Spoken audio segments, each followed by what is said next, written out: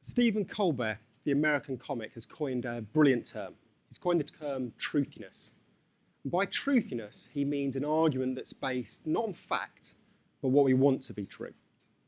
And Colbert famously said, "It used to be we were all entitled to our own opinions, but not our own facts." That's not the case anymore. Facts don't matter at all. It's all about certainty. Now, Colbert made this point about the decline of debate in American politics, but this is equally applicable to marketing in general and brand purpose specifically. Because I think we've become so beguiled by the supposed ethics of brand purpose that we've forgotten to ask whether or not it's actually true. Now, in the spirit of avoiding truthiness, I'm not going to give you any speculation of my own about whether it's true or not true, its strengths and weaknesses, but instead look at the data behind the most influential piece of research that supposedly proves brand purpose. And that, of course, is Jim Steggles' Grow. Now, in Grow, Steggles' bit of research was to work with Millward Brown. So he looked at their 50,000 strong database and he selected the top 50 brands and then looked for a unifying factor. And he found that that unifying factor was a brand ideal or a brand purpose. So by that, he means a purpose beyond just the pursuit of profit. Once Steggles had done that, he then looked at the stock market performance of those 50 brands. And he produced this famous chart, which shows the stock market performance of his 50 brands linked by an ideal going from 2000 to 2011. And their stock market price growing by 382%. And then that dark grey line bumping along the bottom is the performance of the Standard & Poor's 500. It's a basket of US equities.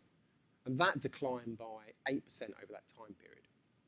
So Steggles used that data to say, having a brand purpose not only drives growth, it drives stratospheric growth. And a number of people were very impressed by this. So Tom Peters said it was a landmark publication. Martin Sorrell said he was utterly convinced.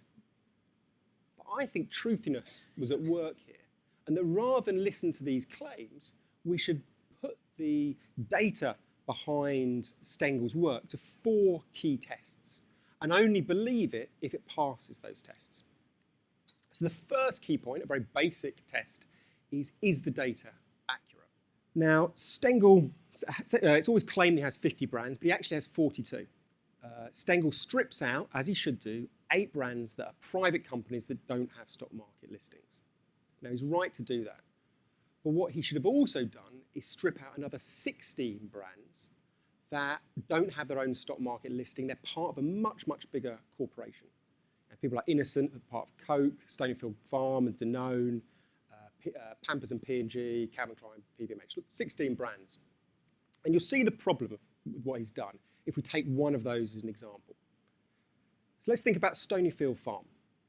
What Steggles is saying is that Stonyfield Farm has an ideal, and because of that ideal, the known share price has gone up rapidly.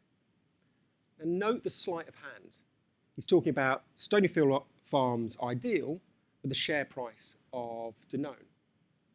It's a ludicrous matchup to make. Stonyfield Farm accounts for 2% of Danone's revenues. He's seriously trying to say that we can judge the performance of an ideal from an entity that's 50 times the size of Stonyfield Farm that actually had the ideal. Now, that problem affects 16 of the brands he looks at, about a third of the brands he looks at. So the data is already polluted. There's other problems in the data, and if we can get into those in the Q&A, hopefully. But there's a more serious problem, and that's the very logic of his argument. If you think back to how he collects the data, he doesn't randomly look for brands that have an ideal. He looks at the best 50 performing brands on metrics like bonding and loyalty in Millward Brown's database. Because they have a database of 50,000 brands, this is the top 0.1% of brands. 1 in 1,000, it's the cream of the cream. So if you think of what he's actually saying, he's saying really amazing brands in terms of loyalty and bonding have a good stock market performance. It's a completely circular and much less powerful piece of logic if you think of it in that way. So Steggles' data is both inaccurate and it's flawed. But the second test is quite a different one. It's, does his theory predict the future? A theory is only valid if it can predict the future as well as explain the past. And if we take this out of a marketing context and think on a more humdrum level, if I were to come up to you after the talks tonight and say, I've come up with this theory that can predict who's going to win the football, and I wanted to sell it to you. If the only evidence I could give you is historic football results, you wouldn't be very impressed. What you'd want to know was not who won the FA Cup in 1973. You'd want to know who's going to win the football next Saturday. That's the true test of any theory. Now, if we put Steggles' theory to that test and look at what happened post-publication, his results look a lot less impressive. So I took his 50 brands and I looked at the stock market performance of those brands in the 5 years running up to March 2017. And of the 26 brands, only 9 of them outperformed their stock market benchmark. Now, some of you might be thinking, well, 9, that's not a bad hit rate, I'd take that. But remember, we're comparing to an average. A stock market indices is only the average of stocks. So you should be beating half of them. If I were to take one of you up onto the stage tonight, blindfold you, give you a selection of darts and ask you to throw them at an FT, once you'd hit that 26 stocks, the odds are you'd have got 13 stocks which would outperform the market.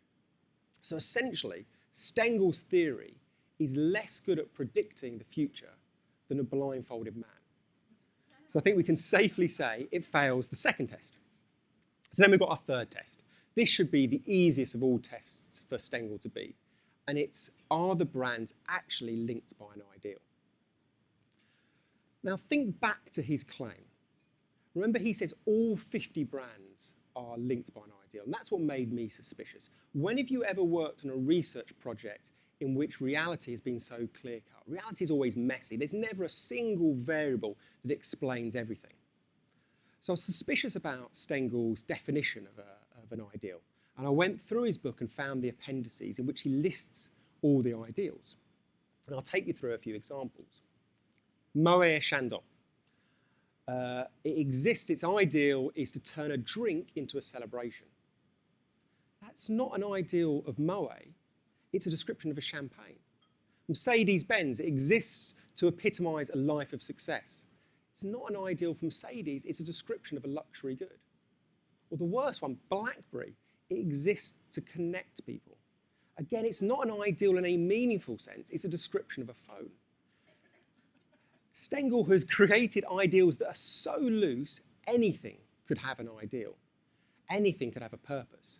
And if you remember how he selected his 50 brands, he selected from the top performers, it makes you realise how weak this argument is. Now, some of you, again, might be thinking, well, this is me just being cynical. But I surveyed 1,000 consumers, I gave them an ideal, and I gave them a list of 5 brands. One of those brands was the one that Steggles claimed had that an ideal.